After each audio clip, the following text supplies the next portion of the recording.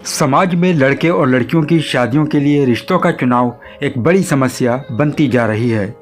कहीं शिक्षा में मैच नहीं होने की वजह से तो कहीं माल और दौलत में बराबरी नहीं होने के कारण रिश्तों का मिलान एक कठिन समस्या बन जाता है।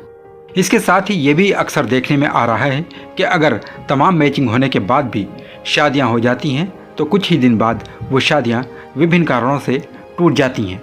यही वजह है कि मशहूर सामाजिक कार्यकर्ता मेहर आगा साहिबा अन्निकाह मिन सुन्नती नामक संस्था चलाकर कुरान और सुन्नत की रोशनी में बेहतर रिश्ते मिलाने और रिश्तों को टूटने से बचाने का अभियान चला रही हैं।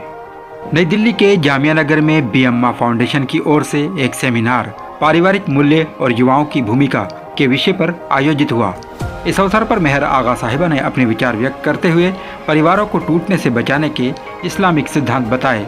मिन सुन्नती में मेरा सबसे पहले जो औरतों से एक होता है सवाल कि देखिए, अगर आपको जहेज़ देना है और आपको बहुत सारी रिक्वायरमेंट है तो मेरे पास रिश्ता मत डालिए, क्योंकि मैं ग्रुप में सिर्फ उन लोगों का रिश्ता रखती हूँ जो निकाह को ज़रूरी समझ रही हैं और बच्चियों की उम्रें ना निकली और साथ में बेटों का भी रिश्ता आप कर रहे हैं तो बेहतर है। वो कहती है कि नहीं, पहले बेटियों का कराइए, बेटों का हम बाद में देंगे। तो मैं कहती हूँ कि ये इंसाफ नहीं है और यहाँ मैं आपको धोखा दूंगी कि मैं आपकी बेटी का करा दूँ और कल को आप बैठी रहेंगी कि अब तो हम कर्जे में बन गए, अब हम बेटे की 2 साल बाद करेंगे। तो मेरे लिए दोनों बराबर हैं। तो अल्हम्दुलिल्लाह इस वक्त मेरे पास तकरीबन 600-700 ख़वातीन हैं और मेरे ग्रुप में ख़वातीन ऐड हैं, जिसमें से मैंने 150 को इस वक्त अपने ग्रुप में कर रखा है। जेंट्स कोई नहीं है। रिश्ते किसके आते हैं? रिश्ते लड़कियों के बेशुमार हैं और सबसे ज़्यादा अफसोस की बात यह है कि मेरे छोटे से ग्रुप में 26 लड़कियां जो हैं तलाकशुदा हैं। एक भी निकाह नहीं करता उनसे लड़का। क्या वजह मानती हैं आपकी लड़कियों के ज़्यादा रिश्ते होते हैं? और लड़की अभी ज़्यादा हैं, हर घर में 3 लड़कियां हैं तो 1 लड़का है। अब जिसका 1 लड़का है वही चाहता है दुनिया की दौलत जो मेरे घर में बहू आए वो खूबसूरत हो, घर से अच्छी हो, खातिर तवाज़े हो, बहुत अच्छा चाहिए, क्योंकि जी हमारा इकलौता बेटा है। भाई आपकी 3 बेटियों में से भी तो कोई लेके गया है ना बिया के, ये तो नहीं कहा ना उसने कि आपकी 3 है।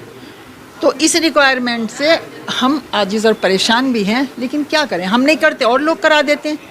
अभी मैंने बताया ना आपको कि एक रिश्ता जो टूटा है 1.25 लाख रुपए उसने लिया जिसने करवाया और 2% वो जितने का जहेज़ ख़रीदा जाएगा 2% पैसा उसको मिलेगा। उसके बावजूद लोग पागल बन रहे हैं। कल असर के टाइम मेरे पास गोरखपुर से खातून का फ़ोन आया जो कि मैं बस बहुत परेशान हो गई। 3 घंटे उन्होंने मेरा लिया और उन्होंने ये कहा, मेरा दिल बेचैन था कि मैं आपको अपने दिल की बात सुना दूं, मैं किसी से कह नहीं पा रही ये बात। मैंने कहा बताइए, मैं समझी कोई बात ऐसी बड़ी होगी। उन्होंने कहा मैं 48,000 रुपये अब तक इनको दे चुकी जो शादी कराते हैं और वो मुझे उनके रिश्ते भेजती हैं कि जिनकी शादियाँ लड़कियों की हो गई। आप ये बताइए, बोली मैंने कम से कम 8-10 जगह फ़ोन किया।